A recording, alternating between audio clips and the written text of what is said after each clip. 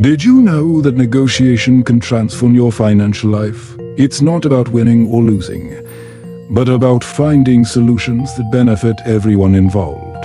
Stick with me until the end and see how the simple act of learning to negotiate can impact your financial life. William Ury and Roger Fisher are the guys who founded the Harvard Negotiation Project and also wrote a book called Getting to Yes. I recently read this book and want to share the main ideas with you. According to the authors, negotiating isn't just about splitting things 50-50 or fighting to get everything your way. It's also not about winning or losing. If you're already asking who won, it means you've already lost. So, what is real negotiation? I'll give you some examples to make it clearer. Imagine two people in a library. One wants to open the window to let in fresh air, and the other prefers to keep it closed to avoid the wind messing up their papers. What should they do? Leave the window slightly open, fully open, or closed? The librarian, hearing the discussion, decides to open a window in another room. This way, fresh air comes in without disturbing anything, and both are satisfied. Another example. Two people want to split a cake, but they can't agree on how to do it fairly. No matter how you cut the cake, someone will always complain that the other's piece is bigger. What should you do? You ask one person to cut the cake and the other to choose first. This way, the person cutting the cake will try to make it as equal as possible because they know the other will choose first and don't want to end up with a smaller piece. One last example. Two kids are fighting over an orange. The father steps in, cuts the orange in half, and gives each child one half. One child eats the pulp and throws away the peel, while the other uses the peel to make a cake and throws away the fruit. If the father had asked why the children wanted the orange, they could have both gotten exactly what they wanted, but they ended up with only half. These examples show that negotiation is about finding a solution that satisfies both sides without damaging their relationship. But how do you do that? How do you come up with these good and practical solutions, like the ones we saw? There's a 4-step structure that can help you become a smarter negotiator. Step 1. Focus on interests, not positions. Remember the story of the two people arguing about the window in the library? It shows a common problem in negotiations. People get so stuck on their positions that they forget to discuss what they really want, which are their interests. It's important to shift this perspective and focus on what each person truly desires. While positions are clear and specific, interests are often hidden or vague. But how do you uncover these interests? Just ask, why do they want that? Try to see the situation from their point of view. Once you've identified the underlying interests, discuss them openly. People tend to listen better when they feel understood. They think that those who understand them are smart and likable. If you want the other side to listen to your interests, start by showing that you care about and understand those. Of course, you also need to communicate your own interests, as the other side might not know what they are. To turn your interests into practical options, ask yourself, if they agreed with me tomorrow, what would I want to happen? This will help you create better solutions. Step 2. Use fair standards. No matter how well you understand the other side's desires, conflicts will always rise. You may want to pay lower rent, while your landlord wants a higher amount.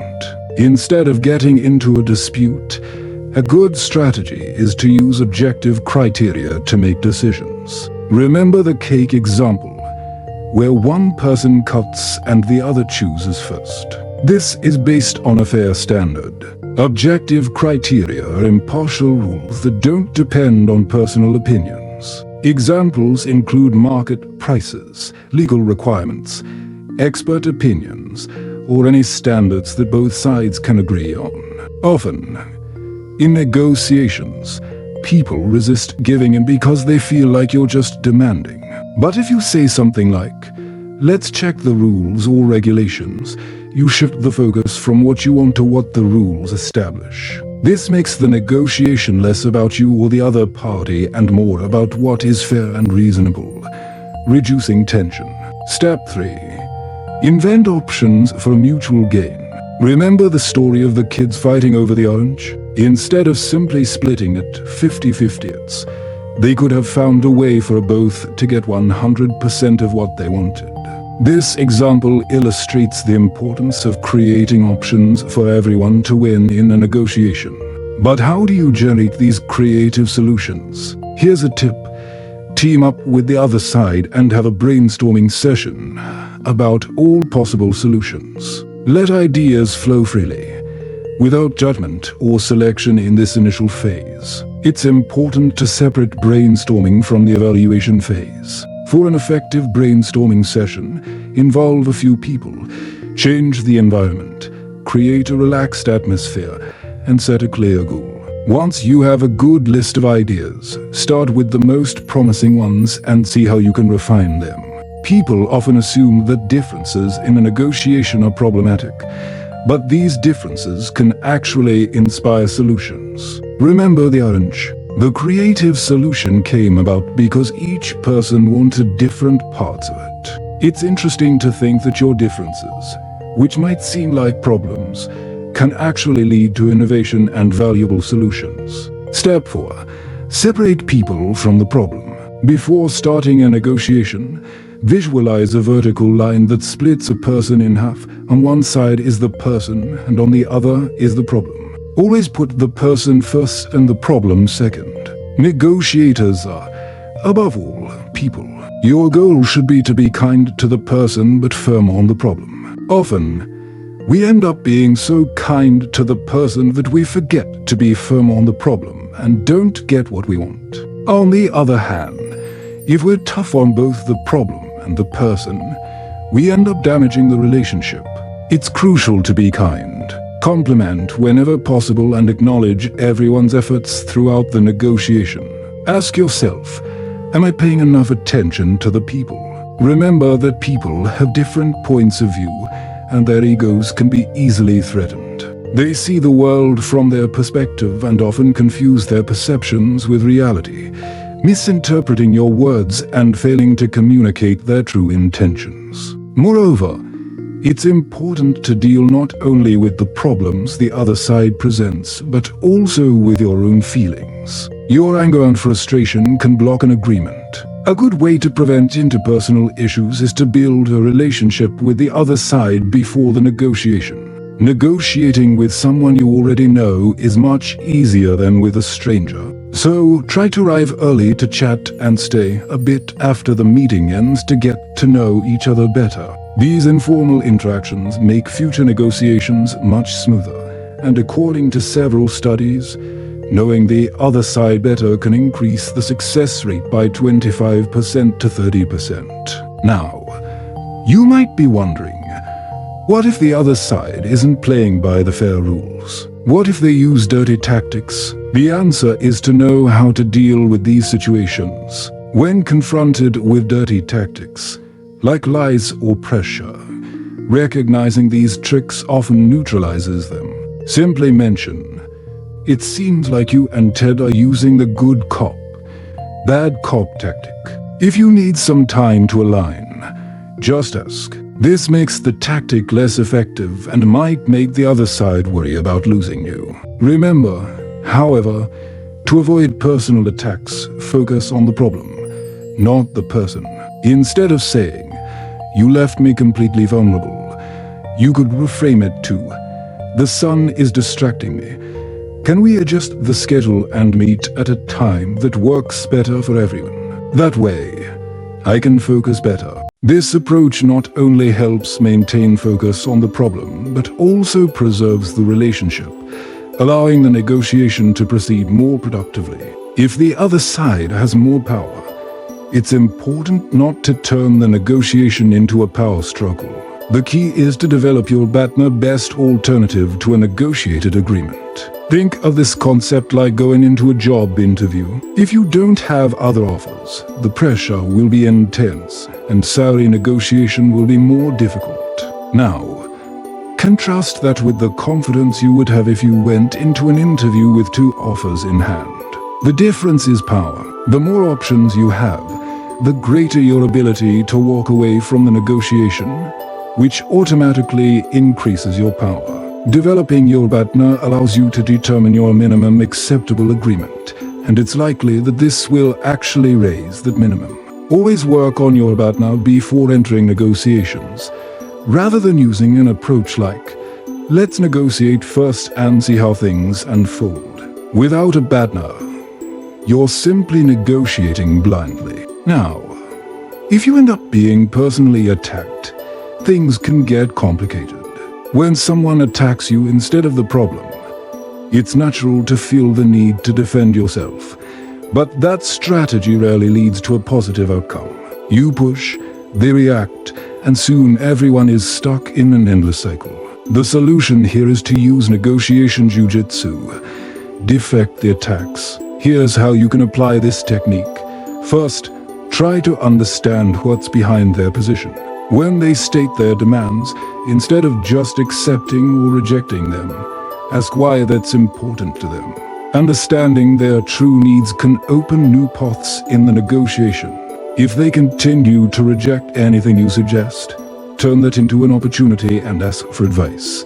If you were in my position, what would you do? This can help them put themselves in your shoes and may even bring useful suggestions. Lastly, invite criticism. Instead of shielding yourself, ask what's wrong with your proposals. This not only informs you of their concerns, but can also open up space for a more constructive dialogue.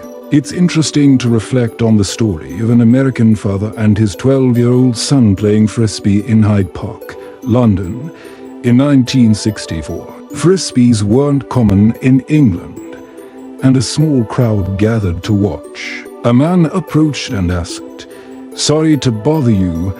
I've been watching for 15 minutes. Who's winning?" This perfectly illustrates the idea that, in negotiations, the question of who is winning is similar to that in a marriage.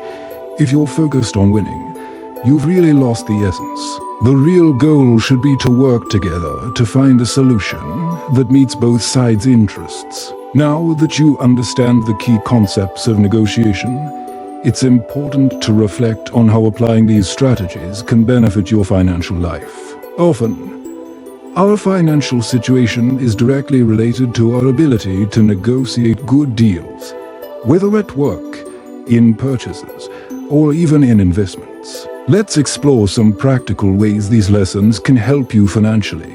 1. Purchases and investments.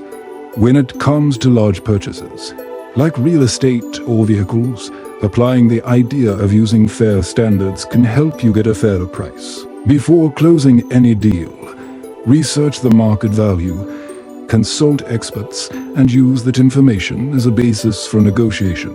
When negotiating a property, for example, you can point out that similar properties in the area are selling for a lower price, which may lead the seller to reconsider the asking price. 2. Reducing debt.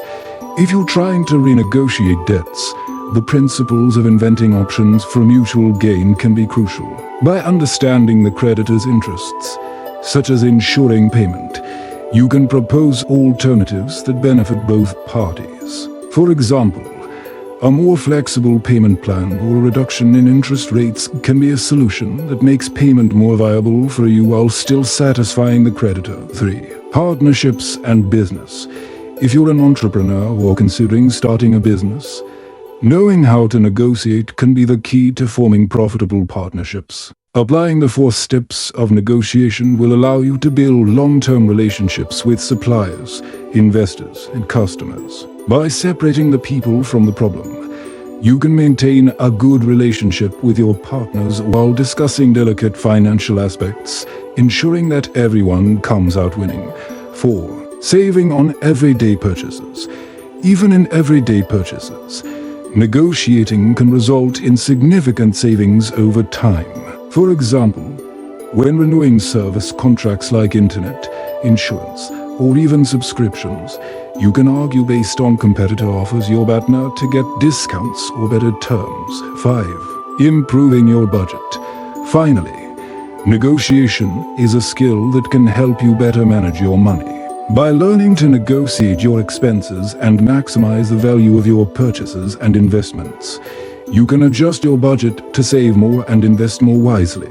In summary, mastering the art of negotiation not only improves your chances of success in various situations, but can also result in a direct and positive impact on your personal finances. Whether to increase your income, reduce expenses, or make more advantageous investments. Applying these concepts strategically can be one of the greatest allies in achieving financial stability and long-term prosperity. Did you like these negotiation tips? Then don't forget to like the video, subscribe to the channel, and share it with your friends. And of course, leave a comment with your negotiation experiences. I'd love to know how these strategies can help you.